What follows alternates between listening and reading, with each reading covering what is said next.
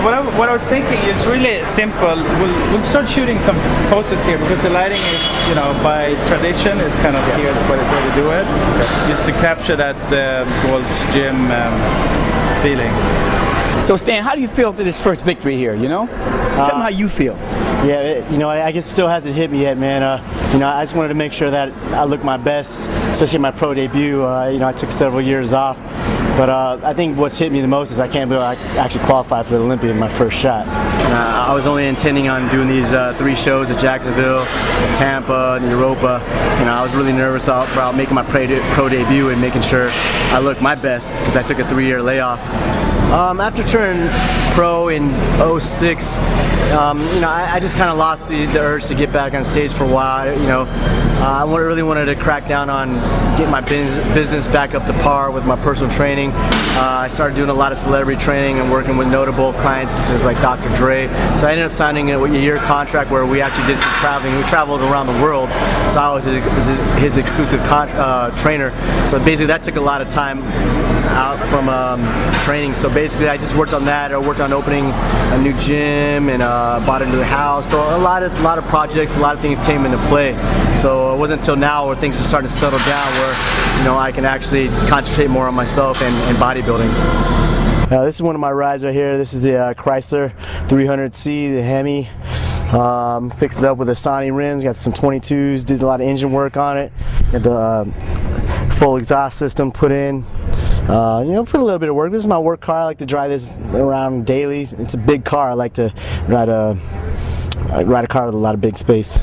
I also got a Porsche 911. You got to understand, for 3 years, Stan just went in the gym and pillied around and played and had fun. Now he got busy. For instance, on incline dumbbells, Stan had never been past the hundreds. We was up to 140s. We were doing 140s for reps, not just getting up for 1 rep. We were doing reps for 140 on that. On the hack squats, we were doing 5 plates on hacks and reverse hacks. Leg press, we was up to like 12 plates per side.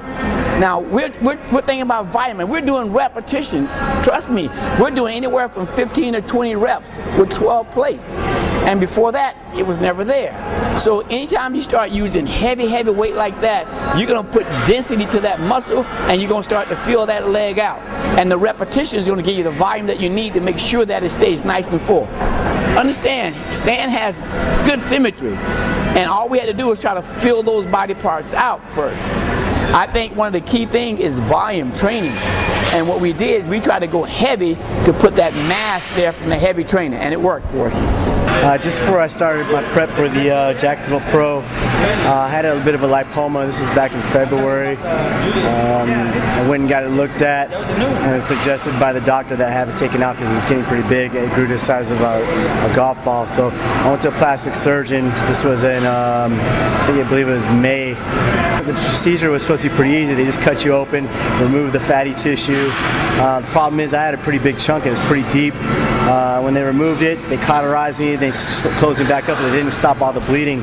So when they closed it, I kept bleeding for another 2 weeks. I was having internal bleeding all the way down to my leg, from my back. Couldn't figure out what it was, so I had to go back in. They had to open me back up and then close it up. So it was a pain in the butt. Hi, I'm Michelle DeMaria, Stan's girlfriend, and I was extremely shocked at how well, after the surgery and everything he accomplished, how he was very easy, and easy to get along with. And I thought I was expecting, the big mood swings, and we really didn't have much of that. I mean, he had his days ups and downs, but otherwise he just kept looking forward and stayed positive. And I'm super proud of what he's accomplished and how far he's come, and his big win, and hoping he'll keep it going and keep it strong and stay just as focused and just as happy. I think preparing for this Europa, I should be 100%. I wasn't even 100% at the Jacksonville. I had the flu on Thursday night and Friday. I didn't tell anybody about that.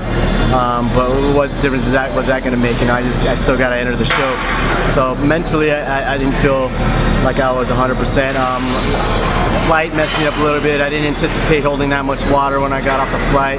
So it'll be a shorter flight to Dallas for one. I'm going to get there a day earlier, and my prep is going to be a little bit better. I'm going to make some changes to my diet. So I will probably be about 2 pounds heavier, won't be as flat, and I'll have a better presentation on stage. I got the stage rust off. Are you going to sit the Olympia out this year, or are you going to compete in the Olympia this year? No, I think it'd be silly to sit it out. I'm going to keep going. You know, I've only got maybe 5 months under my belt since I actually started getting back into bodybuilding. So the improvements that you and I have made in the last 5 months is pretty incredible. So, you know, I still have another 7-8 weeks to put on a little more muscle. As soon as the Olympia is over, I'm going to keep going. You know, and hopefully we can put on another 10 pounds. I mean, that's a good way of looking at it. I think you can do the very best. So hey, all the best, and we'll hit it again for sure. Yeah, I want to thank you, Charles. Thanks. Hey, it's my pleasure. I tell you. You're the man.